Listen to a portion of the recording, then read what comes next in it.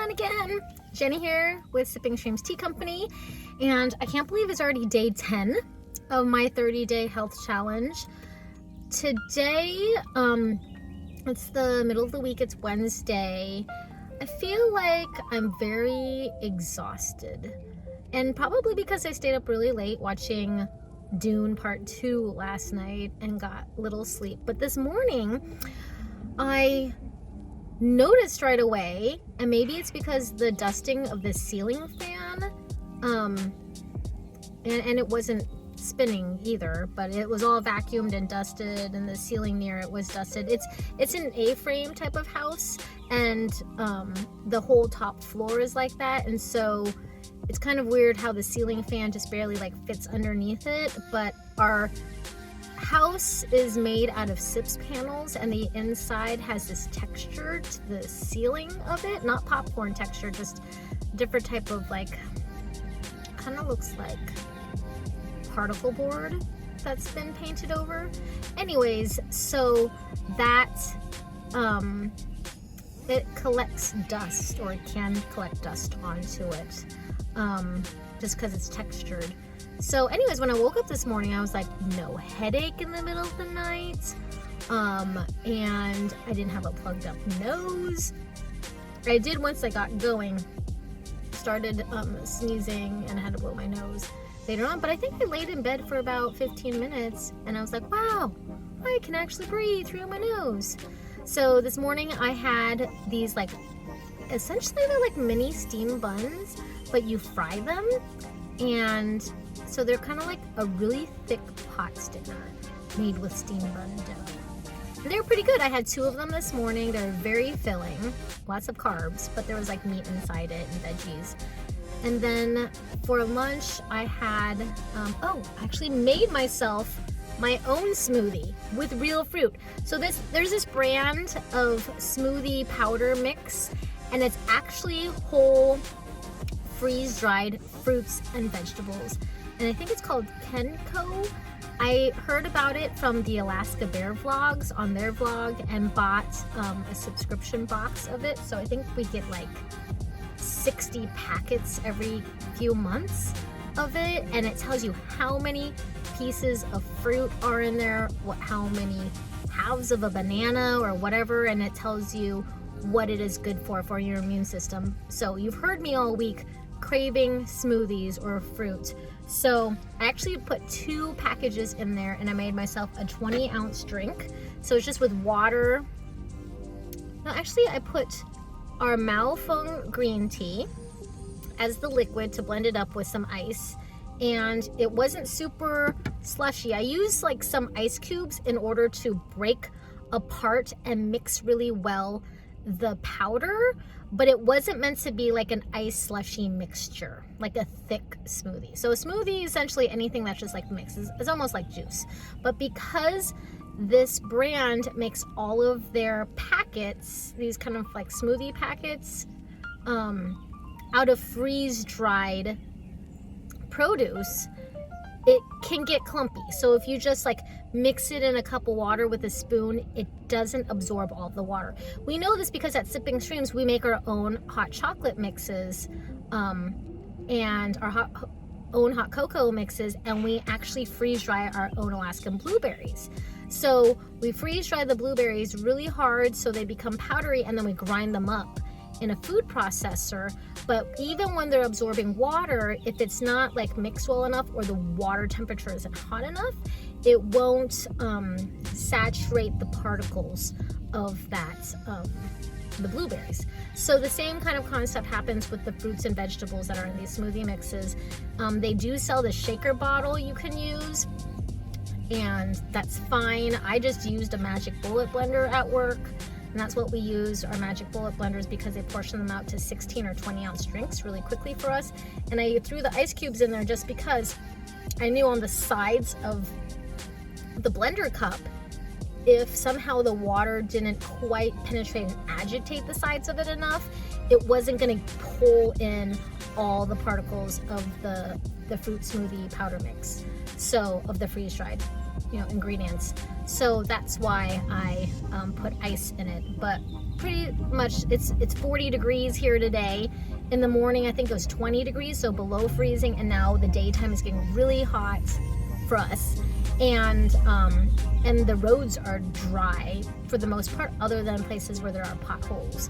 And so the puddles form there, and then they turn into ice. In our neighborhood street right now, it's really, really bad because we don't have anyone who plows our hard pack unless it's the neighbor who wants to take their grader to do it. And so pretty much when I drive down my neighborhood at night after the tea house, I just like floor my little Toyota Yaris that I drive here because it doesn't have much clearance. It's only 2-wheel drive, and I just try to get through those really deep, icy, slushy ruts that are starting to ice up. So I don't want to get stuck, and my vehicle isn't high off the ground. So anyways, I haven't finished my 64 ounces of liquid yet. I got a peanut butter and jelly sandwich for lunch from Brian because he was making himself one. And then I made this smoothie as I was taking Michael to Parks and Recs today.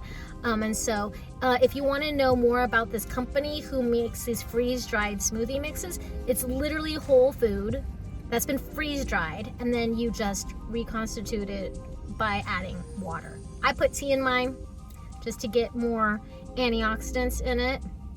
I'm noticing I'm not sneezing as much once the day got warmer when I'm out and about.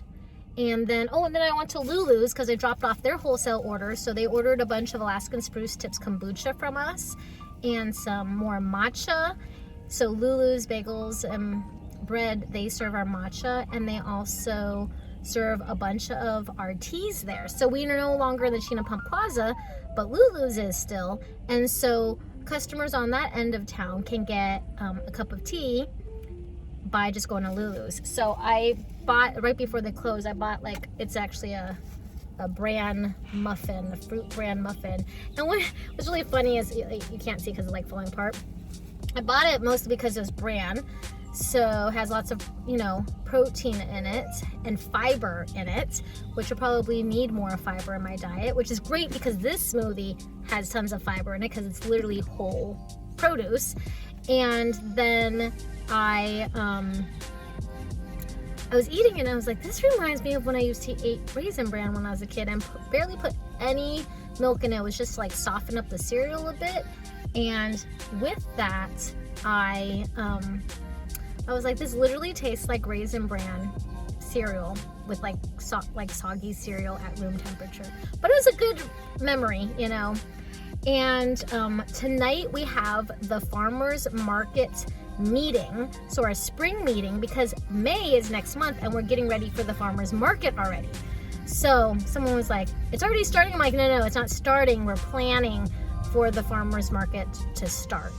And we'll do our spring cleanup day coming up, I think it's the first Saturday of May, if all the snow is melted off of the blacktop so the vendors can clean.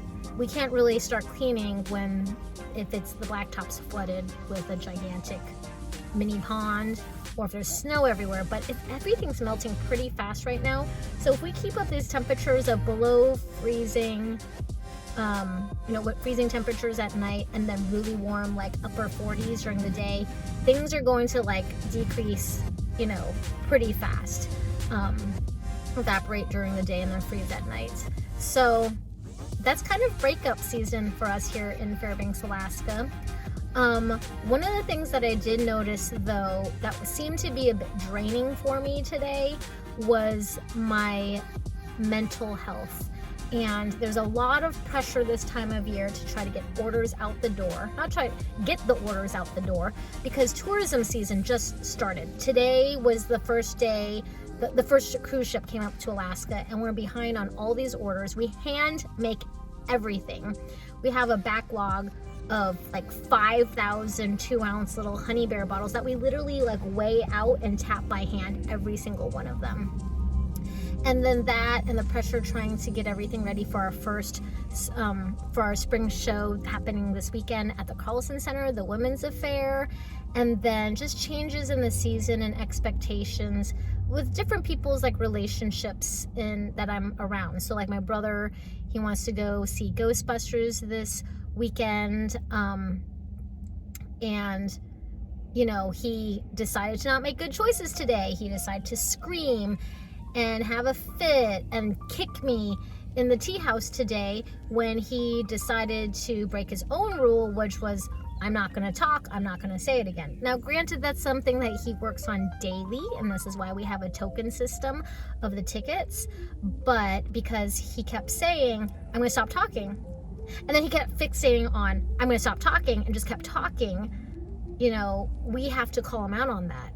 He needs to be responsible for his own behavior, especially if it's himself, like helping him hold himself accountable, and other people are trying to work. So he's like, you know, doing everything but trying to focus. And so that's one of the biggest things, because for him, it's choosing to focus. And we understand his abilities. He's not like everybody else. He's not going to be able to sit and do the same thing like for hours on end and sit and be still the whole time. But that's why we reward him for like little tiny bits of time when he can focus on something and then move on. But when he chooses to avoid doing certain things, I have to, you know, put my foot down and say, no, you're losing a ticket now, because you've now said it 3 times that you're not going to do that again.